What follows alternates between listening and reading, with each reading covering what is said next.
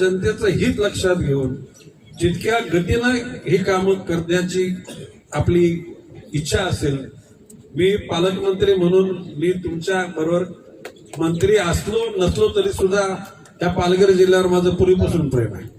म्हणजे खरं म्हणजे ही निर्मिती झाली ही योग्य अयोग्य अजून माझ्या मनात संशय आहे. जर का नुसता नकाशावर रेगा पाडून विभाजन केलं म्हणजे विभाजन झालं असं म्हणता येणार नाही. सर्वार्थानं आर्थिक त्या ठिकाणी पाठबळ मिळालं पाहिजे, सर्व स्तरावर त्या ठिकाणी त्याला पाठिंबा मिळाला. आनंदाची गोष्ट अशी की साधारण 15 आठवड्यापूर्वी आपल्या जिल्ह्याला एक वैद्यकीय महाविद्यालय मान्य झालेलं आहे आणि त्यासाठी जागा पण आपण मुकरर केलेली आहे.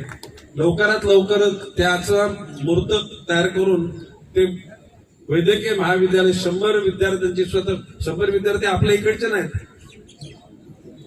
All Indian students are authorised to apply for it. तर त्यात खरं म्हणजे त्या स्थानिक लोकांसाठी काहीतरी प्रयोजन असली पाहिजे. आता ती कायदेशीररित्या कसं मान्य होईल ते आपण बघू. आता आपला जिल्हा हा वित्त आयोगाच्या अनुषंगानं हा मागासलेला जिल्हा आहे आणि नीती आयोगाच्या माध्यमातून आपल्या जिल्ह्याचा समावेश ज्या जिल्ह्यांवर स्पेशल लक्ष द्यावं अशा 12 जिल्ह्यांपैकी पूर्वी 6 जिल्हे होते तर 12 जिल्हे झाले.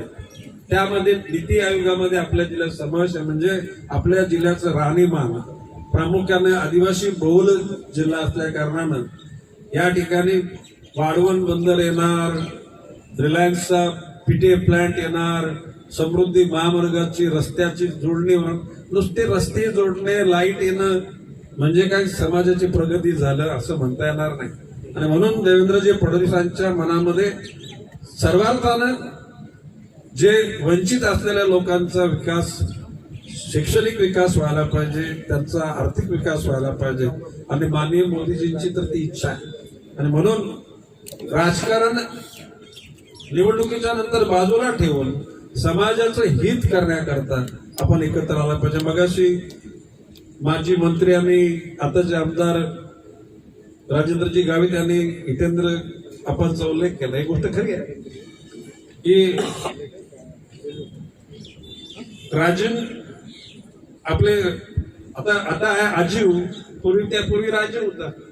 राजीव पाटलांनी पहिला महापौर राजू पाटील हितेंद्र आप्पा आणि त्या म्हणजे गावित मुले खासदार असताना मी प्रयत्न करते. गोष्ट खरी आहे आणि सर्वांच्या प्रयत्नातून यश मिळतं. श्रेय जनतेला सगळं माहित असतं, कोण किती चांगला ना वाईट आहे. बरोबर आहे का नाही? म्हणजे आता जनतेला कोणी टेक इट फॉर ग्रांटेड याची गरज नाही. नॅरेटिव्ह तयार कोणी केला तर तो नॅरेटिव्ह किती खोटा आहे आणि खरा आहे ही जनता ओळखते. तेव्हा हसला बोलते जोरदार पटलं लोक. आणि म्हणून माझं म्हणणं आहे कसं लागा की हे राजकारण बाजूला ठेवूया आपण आणि ह्या शहराचा सर्वांगीण नुसता म्हणजे किनारपट्टी, नागरीकरण आणि डोंगरपट्टी या जिल्ह्याच्या 3 भौगोलिक भूम्या सांगितले. एकूणच तुम्हाला भेटून आनंद वाटला.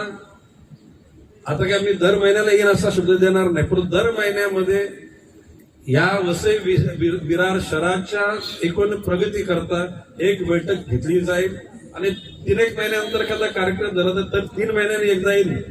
म्हणजे दर वर्षाला 4 वेळा म्हणजे राहिलेल्या 3 वर्षामध्ये 12 वेळा येईल. तोपर्यंत राजन वगैरे सगळी जोरदार कामं करून ठेवतील. अजीवजी जोरदार कामं करा, एकत्र हातात घालून काम करा.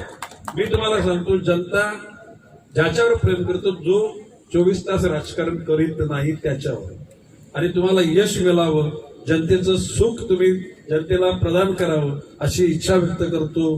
रजा घेतो.